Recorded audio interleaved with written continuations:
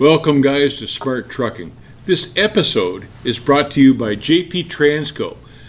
They're in the Chicago area. They're one of the highest paid carriers in the States. Check out their website. They got a really cool calculator, a wage calculator, so you can figure out how much you'd make there as a driver. Check them out on their website. These guys are highly rated. If you're shopping for a carrier, have a serious look at JP Transco.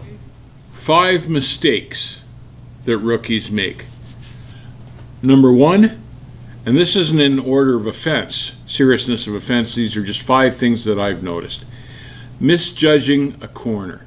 New guys don't really know the size of the vehicle they're manipulating yet, and they tend to misjudge a corner. So they'll come into a corner and they won't swing wide enough. Or they'll attempt a corner that's too tight for the truck. And experience will teach you. You can look at a corner and go, nope, that's too sharp for me, and not enter it. The new guys, they're not sure yet what the truck will do in a corner, so they'll try to maneuver a corner that's too sharp for the truck and trailer and get hung up there. They'll end up on a street downtown somewhere where there's cars parked on both sides and try to corner around the corner without clipping the cars and stuff. Cornering is a big part of trucking, and it's something you learn through experience. It's a judgment call. You need to be able to swing wide. The old guy that taught me said, always take as much room as you need.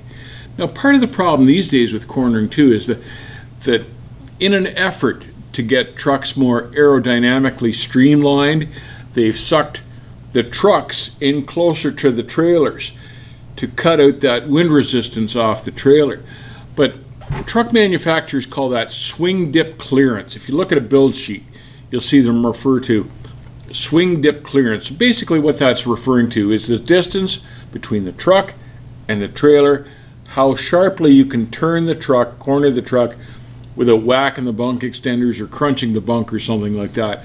And these new aerodynamic trucks have insufficient swing dip clearance. So you can't turn hard to the trailer because you'll clip the trailer with the truck. And that's a manufacturing flaw. That shouldn't be the driver's fault, but that's the way they build trucks these days now. They too short a wheelbase, you're too close to the trailer for aerodynamics, and it limits the cornering ability of the truck. So it's something you've got to watch out for. So just judge a corner carefully, particularly a right-hand corner. If you're in town in a city and you're making a right-hand turn, you've got to leave room for obstructions like a telephone pole or a bus stop, something like that, anything like that. Swing wider than you think you need to. Swing as wide as you possibly can. Hold up traffic, it doesn't matter. The idea is you've got to clear everything on the corner, get around the corner safely, and that's the object of the game. Don't misjudge the corner, and until you're really familiar with the equipment, always take more room than you think you need, and that way you'll never clip anything going around a corner, especially a right-hand corner. They're the worst. When you're turning left, and hang out the window and watch in the mirror, and you'll be able to see where the trailer's tracking. You're going to see if the trailer's going to track into a car sitting there waiting to go through the intersection. Right-hand turns are a whole lot more difficult, and that's one of the major mistakes that rookies make, is misjudging the corner. Another mistake that rookies tend to make is not getting adequate directions into a destination, into a shipper or receiver. All sorts of guys will rely on a car GPS, the cheapest GPS they can find. But a car GPS and a truck GPS are not created equal. And a car GPS will steer you down streets that cars can go. But if you follow that with a truck, you'll encounter corners you can't make, truck areas that are restricted, low bridges, all sorts of problems. So, rule number 1, get a GPS that's for trucks, not for cars.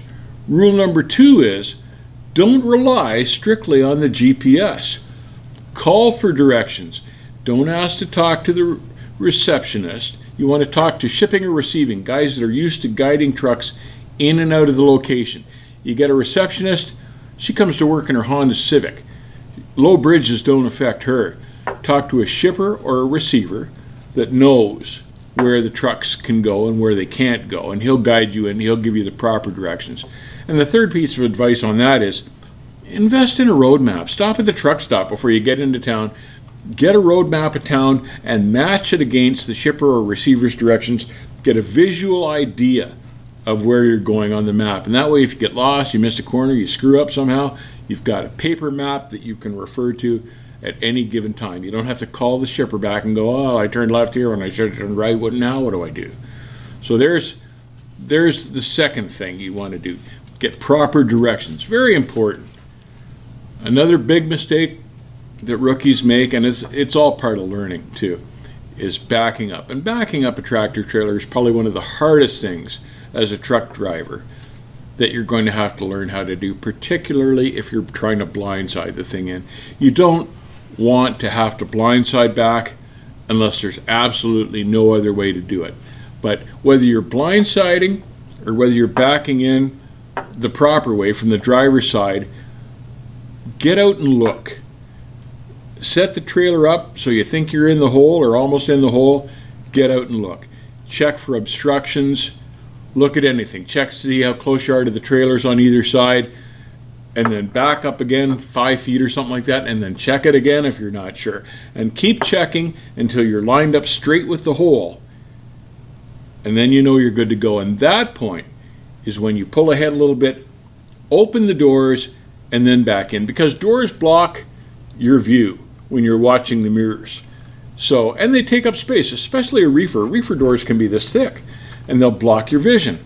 So that's the last thing you do. Line up with the hole, make sure you're clear, check the hole, make sure there's nothing in there, make sure the dock lock is down, and then open the doors and back in as straight as you possibly can. Try not to have to jackknife back in, because that's, you know, you're trying to pivot the trailer around in between two other trailers often, and that's when accidents happen. You can clip a trailer. Usually it's you that ends up knocking off a door, and your boss is ticked off, and it's expensive to rehang a door. You don't want to do that. But backing up is a thing that takes practice and experience. Even the most experienced guys get out and check constantly. And if you got to back up 5 feet and get out, back up another 5 feet and get out, and just keep repeating that procedure, it's way better than doing damage and knocking off a trailer door or hitting the guy's truck next to you and, you know, having it be an $80,000 reefer and you've scarred the side. Man, you can't imagine how mad that guy's going to be. So you don't want to get into that situation. So get out, check, and look every time. The fourth biggest mistake I think that rookies probably make is they're under pressure from a dispatcher, and they want to get the job done, and they get in a rush. And getting in a rush is one of the biggest mistakes that you can make, because you forget things. You get rattled, you get excited. If you're dropping a trailer, sometimes the rookie guys will forget to roll down the landing gear.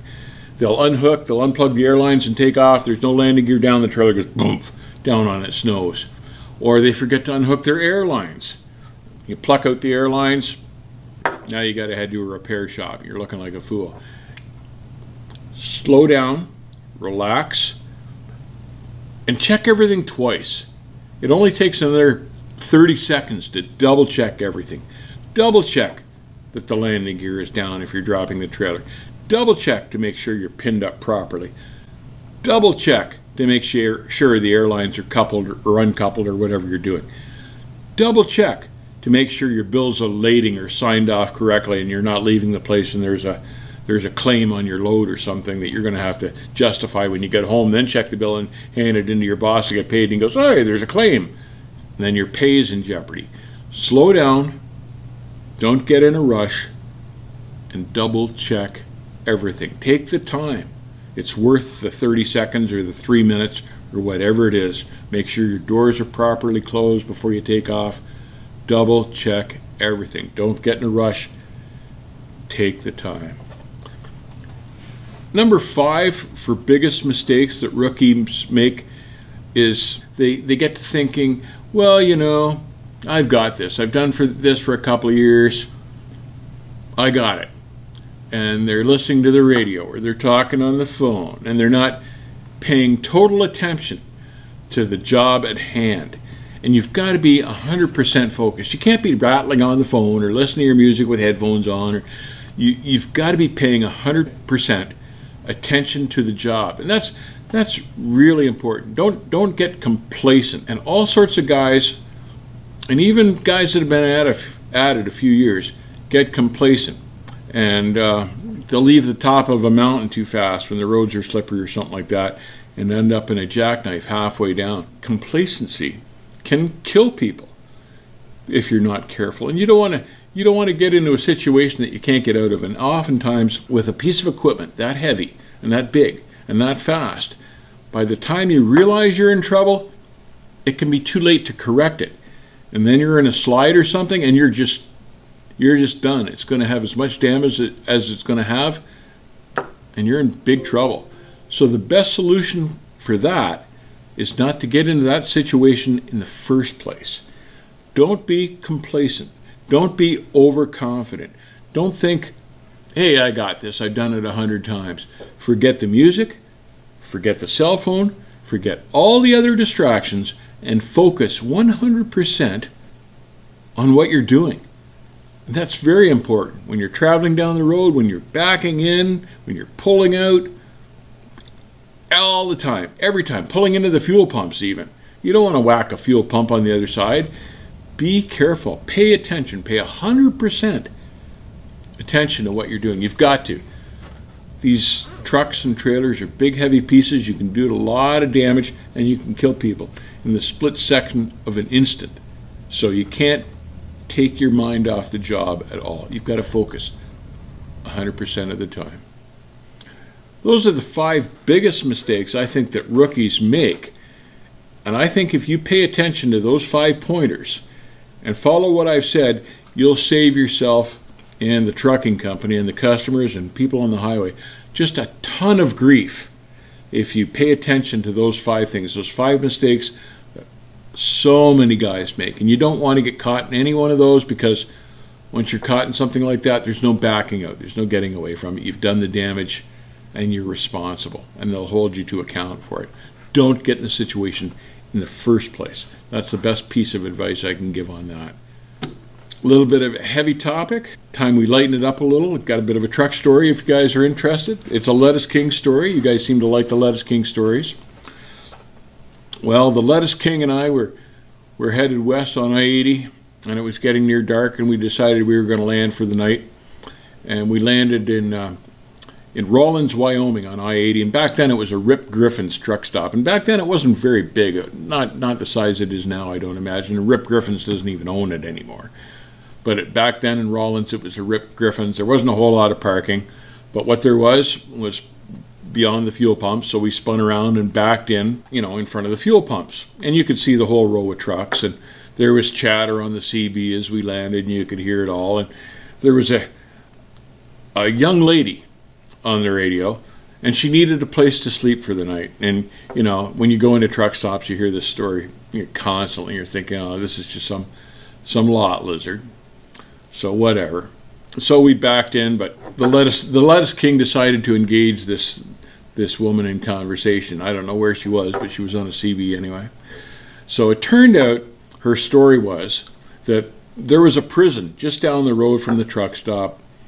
She'd been down to see her boyfriend who was in prison, and she'd stayed too late, and now she'd missed the bus, and she needed a place to stay for the night. Anyway, so everybody in the truck stop knows this story. They've heard it 1,000 times, and nobody wants to be bothered, but the Lettuce King is entertained by the whole thing.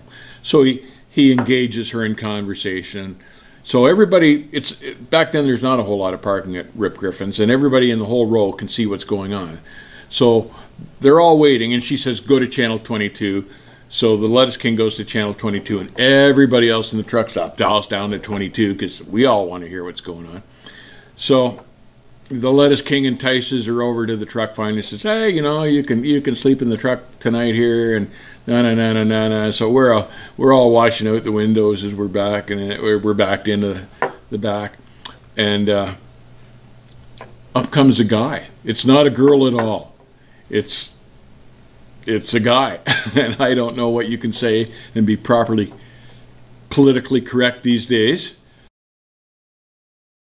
So the Lettuce King was just in total shock. Wasn't what he expected at all. He spent about an hour trying to get him or her off his battery box so he could go to bed, and we all just had a good laugh about it and crashed for the night. That was the end of the story, but we sure did tease the hell out of the lettuce king at breakfast time. Anyway, that's my trucker story.